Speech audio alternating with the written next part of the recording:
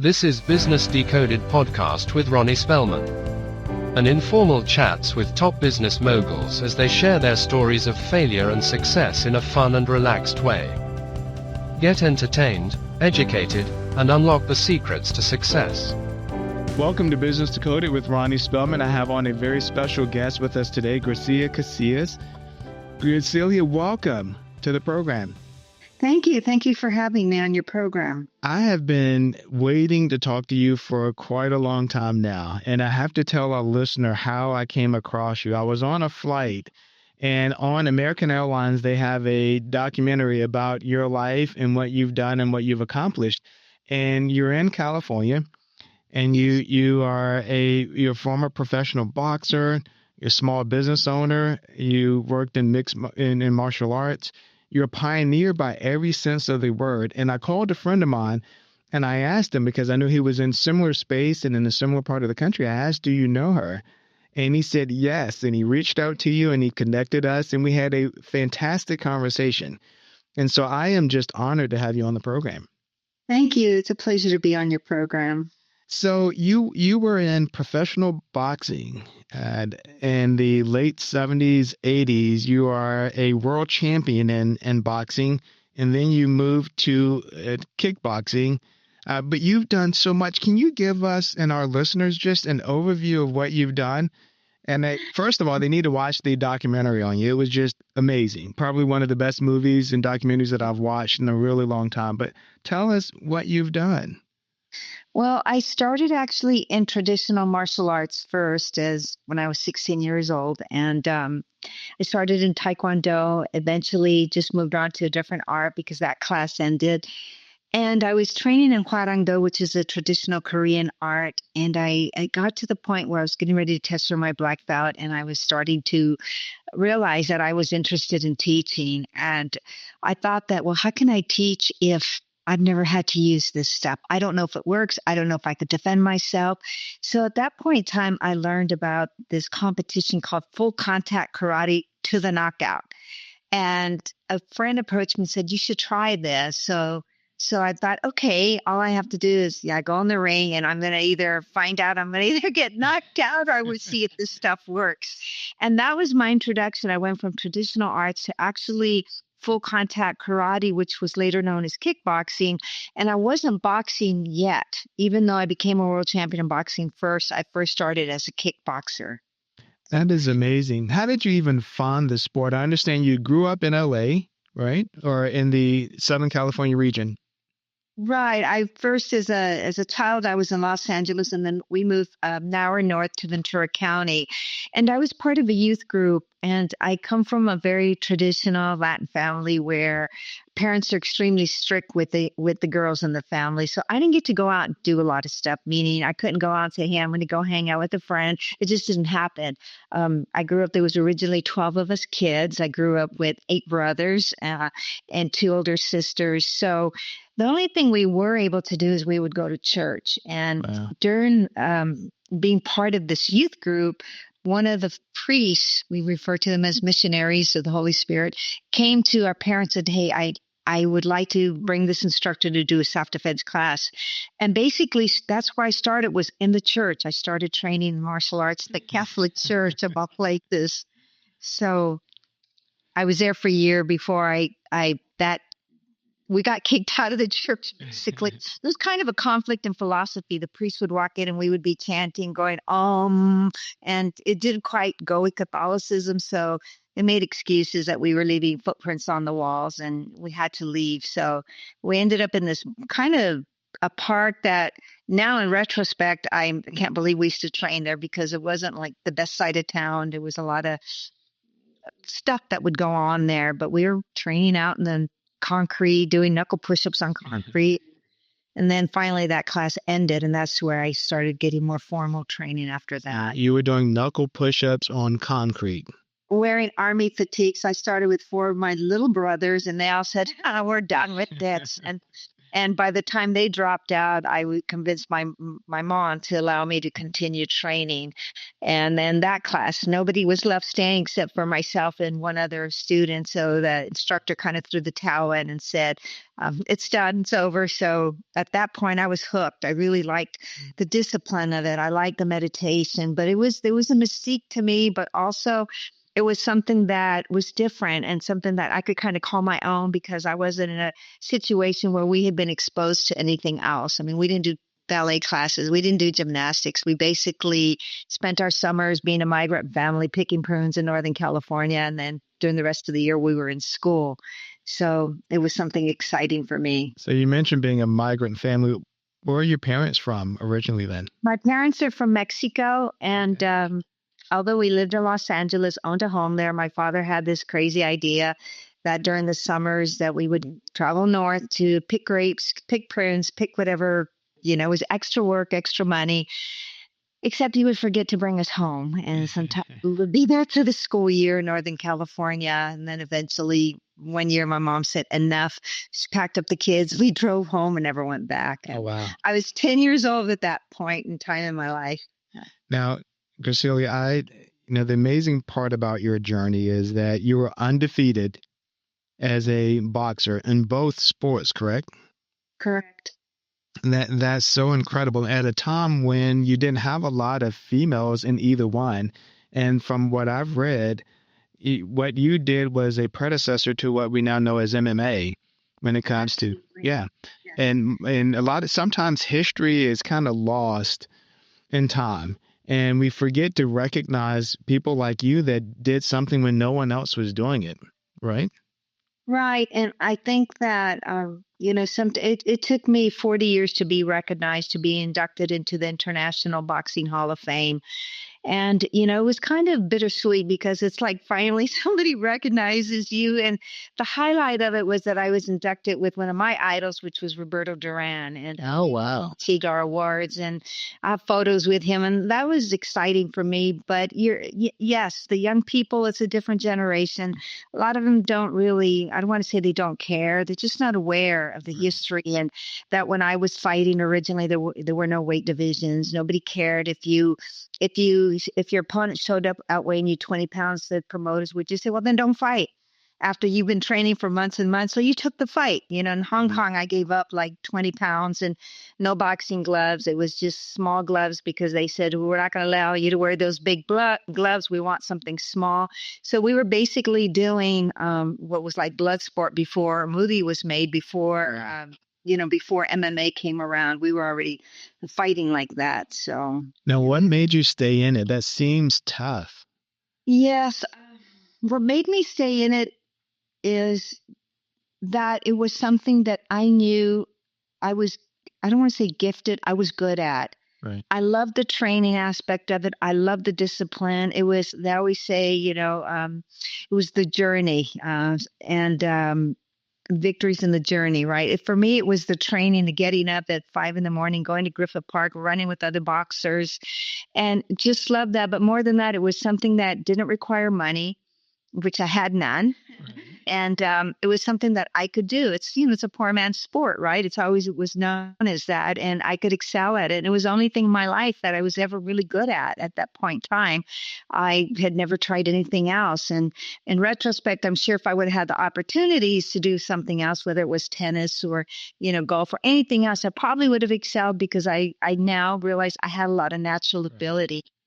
And I used to get tired of my boxing trainers saying, too bad you're not a man because you're so good, you're so coachable, you pick up so fast, but you're not a man. And the purse wasn't big back then, so you didn't make a lot of money in each fight. I made pretty much no money. I used to make $100 a round, and today, it's funny because Wide World of Sports tracked me down years later when they were doing something on Christy Martin and Layla Ali, and they were complaining because they only got 50,000 for a fight, and Wide World of Sports would say, well, to boxers like Graciela Casillas, who now is living in West Virginia, sitting on a rocking chair at the time, they said, I was making 100. I would not have complained. I would have been like a pig in slop, right? Super happy to make that kind of money. But today it's a different world. And I'm happy to hear that they're finally making money. But I also understand that not all female fighters are making that kind of money. It's the few that get the marketing, that get the promotion, that are out there. And that's what astounded me with reviewing your documentary is that you didn't fight for a lot of money, but you were passionate about it. You wanted to prove yourself and you loved the sport. And that is incredible because so many people give up on their business idea and business journey because they're not confident that they can make it. And so they give up on it. But you stuck with it. I stuck with it for a variety of reasons, but one of them is I started teaching and working with women. Even though I was fighting, I was, making a living teaching martial arts, doing that. And so that I could fund my passion, I started realizing that a lot of young ladies really lacked self-worth and didn't have the confidence to achieve their goals. And so I felt like, well, if I could do something as extreme, and this was my theme that I lived by today, I hear the young ladies saying the same thing, and it makes me smile because in the early 80s, I was saying, why are you settling? Right. If you really want to be a doctor and you have the capacity, you have the ability and possibly the resources, and why are you settling to be an RN? I mean, no disrespect against other professions, but why are you settling? If your dream is to be the pilot, why are you the airline stewardess? Right. And I thought if I could do something as extreme as become a world champion in a sport as extreme, a male-dominated sport, then there's no reason why you can't achieve your goals. Now, if I remember correctly, you ended up boxing men as well, right? My final exit, I did. It's kind of ironic because I live in California. My very, very first fight was in California at the LA Sports Arena. My last fight was at the Forum, Inglewood Forum at the time. In between, I had to go out of the country or out of state. Fought in Las Vegas a lot because they were more progressive and open to women fighting. But in California, they weren't. And so I did my last fight at the Forum, and then I was invited. One of my training partners at the time was Hector Macho Camacho. Oh, wow. And we had the same manager, Jimmy Montoya. And he was a little out there in a good way. And he said, hey, go to Miami with me. Let's do a boxing exhibition for this event. And so was it a real fight? Absolutely not. But I hung in there 3 rounds. Within 3 to 4 rounds, we did a boxing exhibition. And that was the last thing I did. But all the while, my training was always with men. There were no females to train with at the time. And I was in Jimmy Montoya's stable of fighters. And so at the Olympic Boxing Gym in Los Angeles, he had over 30, 40 fighters. And I feel that that's why I never lost a fight, because all of my training partners were rated in the top 10 in the world. They were great fighters. And they eventually worked with me. Wow. That's incredible. So they were all top 10 in the world that you were boxing against. The majority of them were, at least my sparring partners. There was others that were still trying to make it, but he had world champion Kid Mesa. He had Hector Camacho. He had Jose Caba, was rated top 5 from Dominican Republic. He had a lot of fighters. That is so neat. And so you mentioned the Olympic Training Center. Women's boxing didn't enter the Olympics until 2012, many years after you had retired from boxing. Well, this was the Olympic Auditorium in Los Angeles where boxing would happen, and it had a dedicated Olympic boxing gym where there was 2 main gyms in Los Angeles. One was Olympic Boxing Gym, and the other was Main Street Boxing Gym. And I would train at the Olympic on Grand Avenue. It's amazing, though. Do you think much about it taking that long of a period of time for women's boxing to become part of the Olympics? I think I thought about it, but the other thing that was happening during my tenure was that when I first started, they didn't have amateur boxing. So my very first fight was a professional fight. Oh, interesting. So I never had the experience in boxing to fight as an amateur.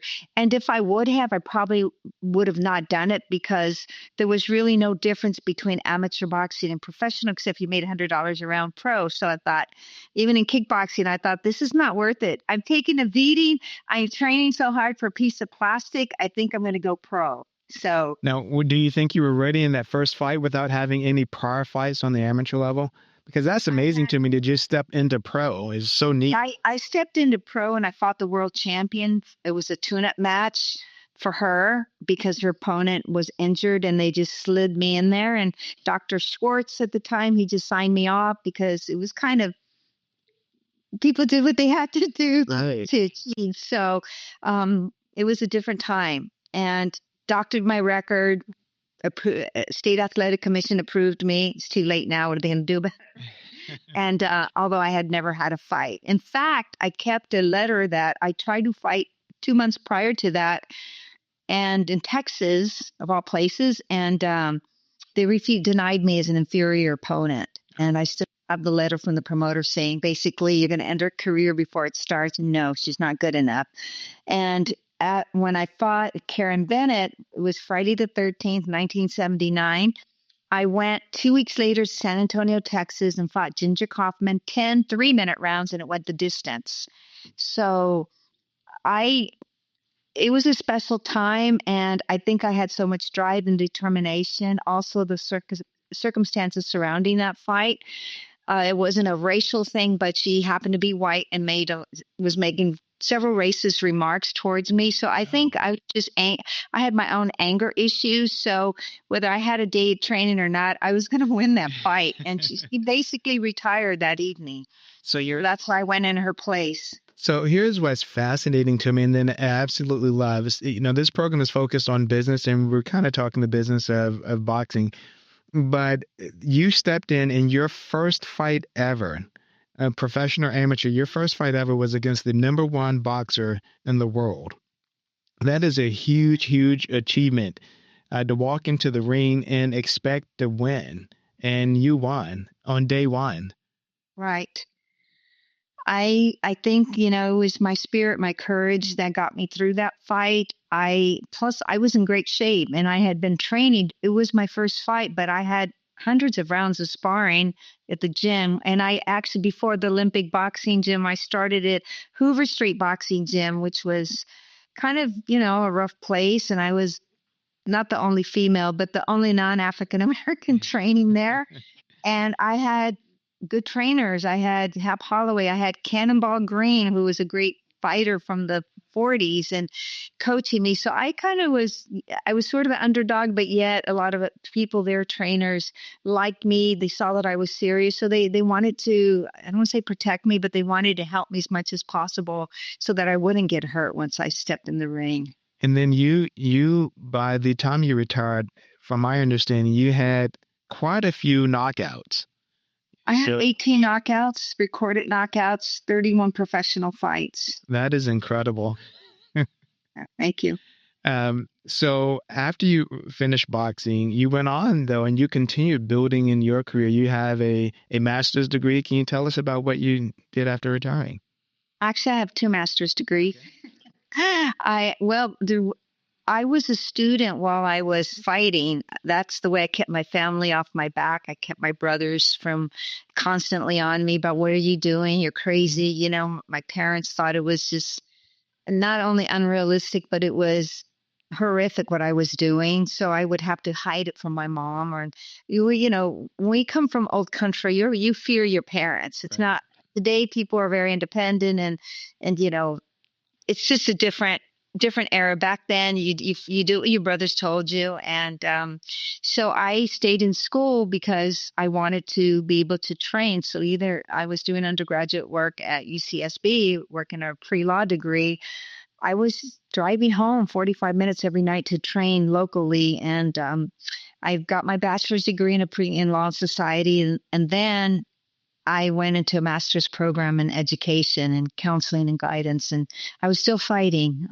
I received my first master's in 81 and I retired in 86. So that was kind of the balance of, well, she's a student. And I always knew, I had enough sense to know that this is not going to be, I'm not going to be able to monetize this. During that time, it was, you're lucky to make, if you made 100, I would take the 100. I would take the 10 rounders. I would get a call. I was at UCSB. Jimmy Montoya would say, hey, there's a fight this weekend. And it's a 10-rounder. And I go, I'll take it. Because whether win or lose, you receive the money. $1,000. It was a lot of money for me, and I paid for a few books. But I was a full-time student, and so I would take whatever fight came my way, and I continued. So then the fights became few and far between. And the way I got it into the boxing from the kickboxing was because of that reason. There was just not enough action for women. So if you box 1 month and then you did your kickboxing a few months later, I just had to keep my feet on the ground. And it was the same basic rules. You're in the ring. And so that's the way I supplemented and how I actually got into the boxing. So what's the connection with Dan Inosanto? Dan Inosanto, who's Bruce Lee's colleague, training partner, student. They were very close. The connection was that in 1980, I was still fighting. And you have to understand that even though I was winning my fights, I was always taking a beating because I was a slugger. Okay. I wasn't a real pretty fighter. I was a slugger, and I was extremely strong for my size. For a female, I had a large neck. So, what determines whether you're going to get knocked out is not your chin, but more the size and the muscles in your neck. So to this day, I was never knocked down. I was never knocked out. Oh, wow. But I was taking a beating. I mean, this is 2 surgeries to straighten out my nose at once I retired. And my nose was on the side of my face towards the end and looked like a drumstick. So a friend of mine, Paul Maslach, said, you're taking a beating. You need more lateral movement. You need more footwork. You just go straight in, and you've been fortunate enough that you've had really good training partners, but you're going to get hurt one day. And so what happened was, he said, I know a perfect guy that can work with you, can train you. And he took me over to Danny Inosanto's school, Filipino martial arts, JKD, Bruce Lee system. He said, you're going to learn how to move and move your feet more so you're not taking such a beating. And that's 1980. That's when I met him for the first time and became one of his students. And it did help me. I had more fights after that. I took less of the beating, but I also fell in love with that particular martial art and thought that once I retired from the ring, I continued training with him. And you created your own style of martial arts, correct? I don't want to say I created it. I formulated a program, a system based on, at that point, 30 plus years of training. What I learned was that there's different philosophies. Absorb what is useful, discard what is useless. Some of Bruce Lee's philosophy, and I'm not referring to Bruce Lee, the actor, but Bruce Lee, the true martial artist who was way ahead of his time. And I learned a lot through Guru Dan Inosanto. And one of the things that I realized is that when I became his student, I already had 2 world titles. I was already a seasoned quote unquote martial artist. And the way he taught was whatever he was learning, we were learning. So it wasn't structured. It was kind of a free for all. Like, we would show up and we would be studying one martial arts system, one specialty, one instructor. And then the next month we would be doing something totally different. And then the next month we would be doing something else, which, as a trained martial artist, I was able to eventually kind of piece it together and go, okay, this now makes sense to me. This is based on range, or this is based on impact weapons, or this is a knife. But when I started teaching more consistently, I realized I could not teach the way I was taught because people walking off the street don't have that background. Right. A lot of people aren't aware of this, but even Bruce Lee, everybody he trained, they were already seasoned black belts, including Dan Inosanto. He was a black belt in Kempo.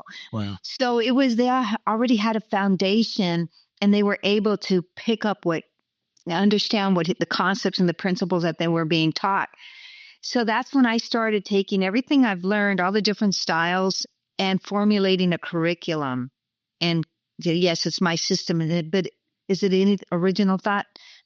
Some of the delivery is original. It's my concept of how it should be taught, but the content itself came from all the instructors that I've trained with.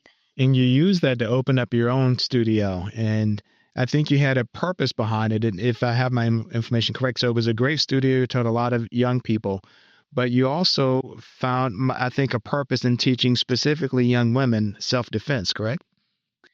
I've always been passionate about teaching women for several reasons, but one of them is that when I think of men have a lot of options, to this day, when you walk into most training centers, men still outnumber women.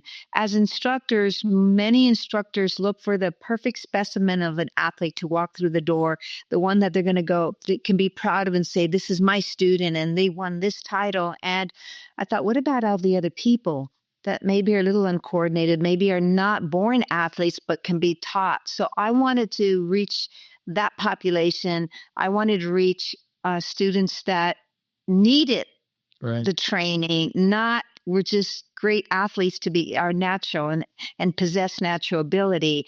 And in my years of training, I believe that I think about my own upbringing and how I lacked confidence, how I was very shy, how I was very insecure growing up. And I asked myself why. And you kind of research and you sort of self-analyze yourself and you're introspective, and I look around, I go, I see so many versions of me, younger versions of me. So I had nobody really there I didn't really have role models growing up because we were kind of isolated and there wasn't they just didn't exist. And it wasn't until I got older and was fighting that, I started looking up to other women that were fighting. Lily Urquidez, who was Benny Urquidez's sister, and she was a world champion, and she was a kickboxer and a really good one. And she was also a boxer, and that's why I got into boxing, was because I observed her and I thought, wow, if Lily could do this, she's doing that. This is a great idea, so let me help her try this. But I really wanted to make a difference in young women's lives, and not only young women, but just women, period. And, I've always said that I believe men should be trained the way women are trained, Right. not opposite, because normally what's happened oftentimes is that women try to keep up with the men. And it shouldn't be that way. Training should be principle based. And if it works for a woman, let's say if you are smaller and you're not as strong, then it would be effortless for a man to do the same thing. So you mentioned growing up with a lack of confidence. At what point do you think that started to change? So I presume it was when you became involved in the martial arts, but at what point did you start to feel confident? And this is helpful for people, again, getting in business or young people looking to find their voice. But at what point did you start to feel like I understand this, I know my place, and I feel good? I think that one builds confidence through achieving something. The only way you're going to build your confidence is by attempting something and being successful at it. It could be something as simple on a physical level as me teaching you a simple movement and you go, oh, wow, I've got this. I can do this. You go home thinking, I can actually apply this. I can make this my own. So you build confidence, you start building it, and then you take on something more and something more. Just like in business, you make a sale, you do something, you bring the clients in, and all of a sudden you go, oh, my strategy is working because I have these prospects and now they're clients. So whatever I did to achieve that, I'm going to keep doing more of the same, or I'm going to take it to a higher level. But for me, it was the martial arts. I was like pitiful. I was so shy. I would not. And my day job was a professor and an academic counselor at a local community college, which I retired a couple of years, but I'm still teaching as an adjunct and it hasn't changed. I challenge my students. I said, I want you between this class and next class, I want you to go out there, make eye contact with someone, talk to someone that you don't know. That's huge. To us, it's nothing, right? But to someone who's extremely shy and doesn't know how to interact with other people, that's huge, to make eye contact. And so for me, it was through the martial arts started to bring me out of that. I started building confidence in my ability to be a martial artist.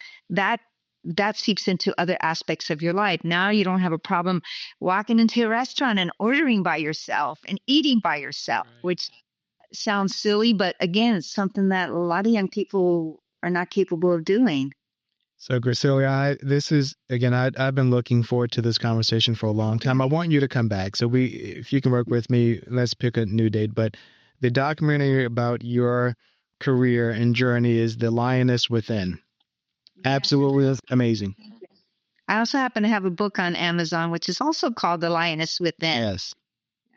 So I'd love for anyone listening to purchase the book, watch the movie, and learn about Gracelia's impact on our country and being a pioneer in women's combat sports. There's just an importance in understanding history, and you have a place in that history. I am honored, really honored to have a conversation with you.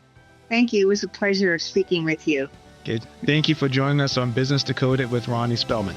Thank you for listening to Business Decoded podcast with Ronnie Spellman. Please be sure to subscribe and share and stay tuned for more incredible Business Decoded episodes.